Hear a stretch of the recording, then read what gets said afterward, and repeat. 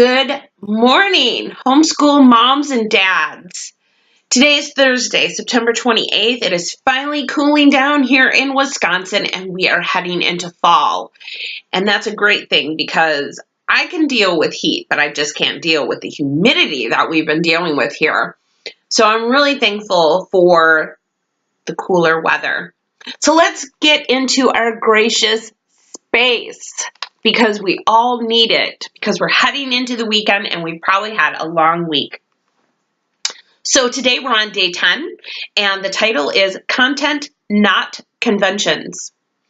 Today's word advice: don't be a grammar Nazi. This one goes out to my friend Anne. She really gives her husband a hard time about your and your. So this one's for you, Anne. It's so much more important to preserve/honor relationships, to receive the intended communication, than to enforce proper usage in texting, Facebook, free writes, message boards, or any quick writing that does not rise to the level of performance. Yes, every day people write your, Y-O-U-R, and mean your, as in you are. Or they write here, H-E-R-E, when they mean here. Or loose when they mean lose. I would have come is hard to read, I admit. But if I say it out loud, I know what it means. The purpose of all writing and speaking is to convey information, ideas, feelings, and thoughts.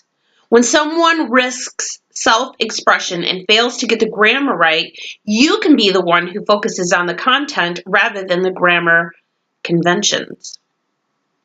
If the issue recurs and it's someone you love, you can point it out in a gentle way days later. By the way, did you know that it's would have, not would of? Funny how the way we speak has made it hard to hear the original grammatical structure. There's nothing inherently superior about being right about grammar. It just means you have that area of information mastered and someone else doesn't. So be kind, please. No one likes to be corrected for the errant apostrophe in it or the mistaken there, but all of us like to be heard. So our sustaining thought today is content trumps grammar conventions in casual writing. Now, this is really true for me. I like to teach creative writing, and I do not focus on correct grammar. I really want the kids, the students, to understand how to be creative in their thinking, how to be creative in their words and in their writing. To me, that's much more important than the grammatical content and whether they're getting that right or not. Because as the book says, we all have a tendency to do that. And sometimes we don't even intend to do it. It just happens because we're using swipe so fast and then we just click send. That we aren't rereading or proofreading the very things that we are sending out. It's one thing that I find is very important in spelling, especially for Tavin. He's a very good speller, and when he spells and writes out the words, I make him say it out loud when he proofreads his own spelling quizzes. I make him do that. And when he wants to learn how to spell something, I ask him, sound it out, write it out, and then pronounce it as you see it. And that's where he always catches his errors. If I say, how do you spell done? He might go D-U-N. And then when he looks at it, he can see that that's wrong. So if we want to teach our children, let them be their own editors and proofreaders. And also for us, for adults, it's hard for us to comprehend people using their, your in the wrong context. However, it happens. And I'm sure most of the time it's not intended to be what you think, or it's a blatant mistake. It's just one of those things that happens when we're just quickly trying to write something in a text message, in a Facebook post.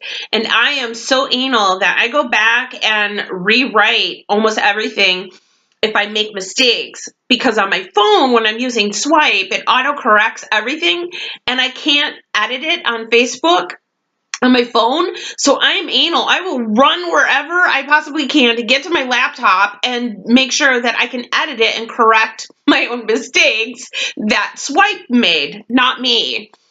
When I write so, it comes out really weird.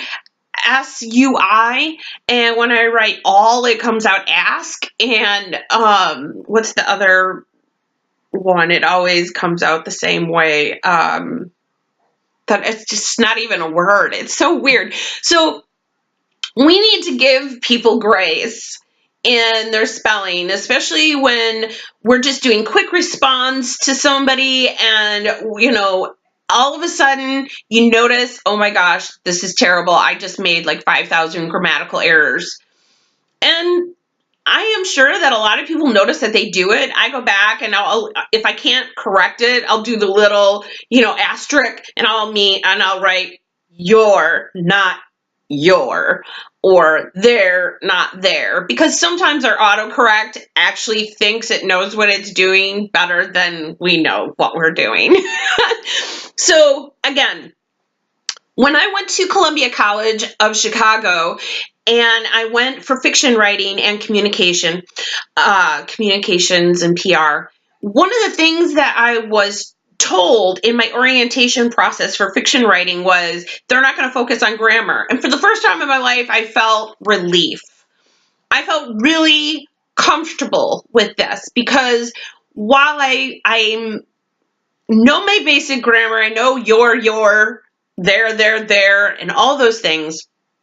If you had to put me down in front of a paper and tell me how to sentence structure, I would sit there and look at you with a blank face. I am not grammatically inclined. I am a writer. And just because I'm a writer, which is funny, is everybody thinks that you are, the grammar perfectionist. I'm not. I'm really not. I'm a very good writer. That's it. I know how to use my words well, and I'm very good at descriptive writing, and I'm very good at creative writing. That doesn't make me great at grammar. Okay, and one of the things that, like I said, I like to focus on is the content rather than looking at the errors. What is your mind thinking when you're teaching children writing? What are they thinking? How is it coming out? Commas are important, as we try to always tell Tavin, because that can change the subjects and the sentence completely different, as you know. So yeah, that's sometimes important, and I will sometimes point that out. But other than that, I try not to get too crazy about grammar with my creative writing students. So don't be hard on people when they're just writing you a quick response in a text message or on Facebook. It's so easy for us to get lost in that and to think we are far superior than anybody else because we don't make those mistakes. I have a really good friend of mine who is a real grammar Nazi. I mean, she is crazy, and she always writes, "This is my pet peeve." And so when I catch her making her own grammatical mistakes, I love to say, "Really now?" So, even if you're the grammar Nazi, I bet you make grammar mistakes as well, and they're not intentional. So, in our gracious space today, let's give grace to other people.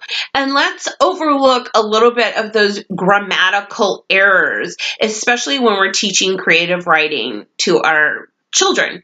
We want to make sure that they're grabbing the concept of writing, that they're grabbing the concept of critical thinking, creative thinking, imagination, descriptive words. Those are really important to know rather than, where does the apostrophe go and where does the sentence structure and how can it be broken down into a diagram? I have never done that, and I just don't even understand it. Some of you out there may get that. That's fine. That's great. But it doesn't always mean that you are more superior than I am when it comes to writing. You can correct my grammar all day long, but you may not know how to write properly. You may not know how to write a story. You may not know how to tell a story, but you're good at grammar. And that's okay. That's your gifting, and someone else's gifting is creative writing. That's why they have editors in the world, to help us with our grammar mistakes. And just remember, you are not someone else's editor. Be your own editor and focus on your own things and be kind to people when they make their little swipe autocorrect errors. Well, that's it. So be blessed today. Have a great day. Enjoy this wonderful Thursday. And I hope that as we venture into the weekend, that you have a great weekend. And God bless you. And we will see you tomorrow for another gracious space. I'm going to close out right now. I swear to God. Bye.